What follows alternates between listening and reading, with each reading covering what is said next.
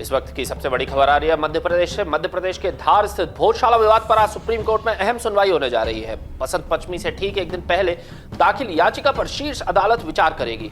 Hindu front for justice ने supreme court में याचिका दायर कर मांग की है कि 23 जनवरी को वसंत पंचमी के अवसर पर भोजशाला परिसर में केवल हिंदुओं को पूरे दिन सरस्वती पूजा की अनुमति दी जाए और उसी दिन होने वाले जुम्मे की नमाज पर रोक लगाई जाए।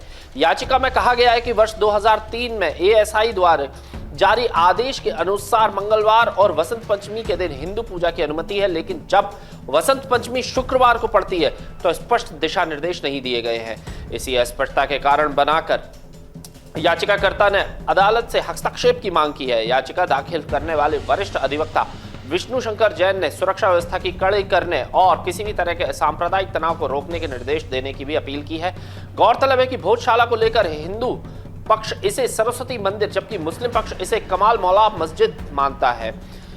इससे पहले इंदौर हाई कोर्ट के आदेश पर एएसआई ने परिसर का सर्वे किया था, जिसकी रिपोर्ट 2025 में सौंप दी गई थी, लेकिन सुप्रीम कोर्ट ने फिलहाल खुदाई और आगे की कार्रवाई पर रोक लगा दी है। आज की सुनवाई पर पूरे प्रदेश की निगाहें टिकी हुई है, क्योंकि वसंत पंचमी कल है और धार में पहले से ही भारी सुरक्षा बल तैनात कर दिए गए हैं।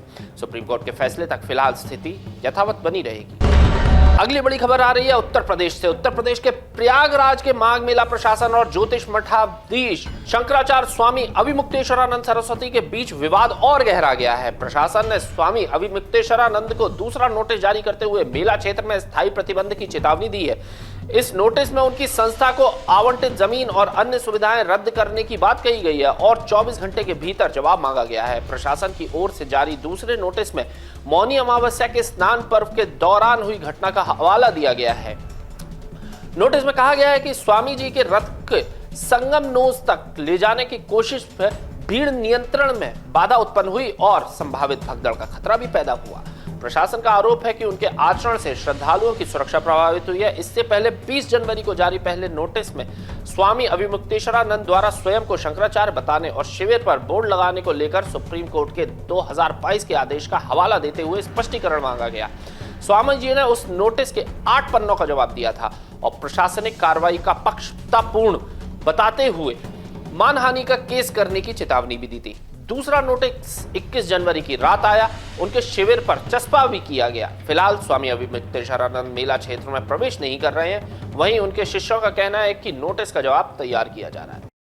यही योगी जिसको आप लोग साधु संत कहते हो, हम तो हुमायूं का बेटा अकबर कहते हैं, हम तो औरंगजेब कहते हैं, ये नहीं है हिंदू कहने के लायक। ये मंदिर तोड़ने का समर्थन करने वाला आदमी है। 150 से ज्यादा मंदिर तोड़ दिए गए, एक शब्द नहीं निकला इसके मुंह से, इसलिए कि इसकी मुख्यमंत्री की गद्दी ना चली जाए। मुख्यमंत्री की गद्दी को महत्वपूर्ण समझने वाला पौराणिक मूर्तियों के सामने क्या हिंदू हो सकता है? वो सत्ता लुलूप है, वो हिंदू नहीं है। अगली बड़ी खबर आ रही है खेल जगत से। पूर्व ऑस्ट्रेलियाई कप्तान माइकल क्लार्क ने आईसीसी मेंस टी20 वर्ल्ड कप 2026 को लेकर बड़ी भविष्यवाणी कर दी है। एक पॉडकास्ट में बातचीत के दौरान क्लार्क ने कहा कि भारत और ऑस्ट्रेलिया टूर्नामेंट की सबसे मजबूत टीमें होंगी और दोनों के सेमीफाइनल में पहुंचने की पूरी संभावना है। क्लार्क के मुताबिक मौजूदा फॉर्म, टीम बैलेंस और बड़े मैचों का अनुभव इन दोनों टीमों को बाकी देशों से आगे रखता है। टी20 वर्ल्ड कप 2026 की शुरुआत 7 फरवरी से होगी। भारत को ग्रुप ए में रखा गया है, जहां पाकिस्तान, अमेरिका, नीदरलैंड और नामीबिया जैसी टीमें शामिल है। वहीं ऑस्ट्रेलिया ग्रुप बी में श्रीलंका, जिम्बाब्वे, आयरलैंड और ओमान के साथ मुकाबला करेगा। अगली बड़ी खबर आ रही है सिनेमा जगत से। इंडियन सिनेमा के लिए यह साल ऐतिहासिक बनने जा रहा है। देश के गणतंत्र दिवस समारोह के इतिहास में पहली बार कर्तव्य पथ पर भारतीय फिल्म इंडस्ट्री की भव्य झलक देखने को मिलेगी। इस खास मौके पर हिंदी सिनेमा के दिग्गज निर्देशक संजय लीला भंसाली भारतीय सिनेमा का प्रतिनिधित्व करेंगे, जबकि ऑस्कर विजेता संगीतकार एम किरावनी वंदे मातरम की एक नई संगीतमय धुन प्रस्तुत करेंगे। टाइम्स ऑफ इंडिया की रिपोर्ट के मुताबिक संजय लीला भंसाली एक विशेष झांकी के जरिए भारतीय सिनेमा की यात्रा, उसकी कला और सांस्कृतिक विरासत को देश दुनिया के सामने पेश करेंगे। सूचना और प्रसारण मंत्रालय के सहयोग से तैयार की जा रही यह झांकी भारतीय फिल्मों के 100 साल के अधिक के सफर, उनकी विविधता और वैश्विक पहचान को दर्शाएगी।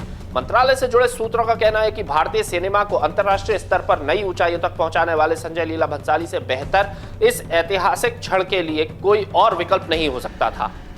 यह पहली बार होगा जब कोई फिल्म निर्देशक गणतंत्र दिवस परेड में सीधे तौर पर सिनेमा की विरासत को प्रस्तुत करेगा। हालांकि इस खबर पर अब तक संजय लीला भंसाली की आधिकारिक प्रतिक्रिया सामने नहीं आई है। अगली बड़ी खबर आ रही है सोना चांदी की रकम को लेकर। दुनिया भर में चांदी को लेकर चर्चाएं तेज हो गई हैं और अंतर्राष्ट्रीय बाजार में बढ़ती मांग का असर भारतीय बाजार पर भी साफ दिख रहा है। भारत में चांदी की कीमत 3 लाख प्रति किलो के पार पहुंच चुकी है। विशेषज्ञों के मुताबिक चांदी अब केवल आभूषण या निवेश की धातु नहीं रही, बल्कि solar energy, electric vehicle, electronic, medical और डिफेंस सेक्टर में बढ़ते उपयोग के चलते रणनीतिक धातु बनती जा रही है। वैश्विक स्तर पर चांदी की उपलब्धता सीमित है और उत्पादन में तेजी से बढ़ोतरी संभव नहीं है, जिससे आने वाले समय में कीमतों पर दबाव बन रहा सकता है।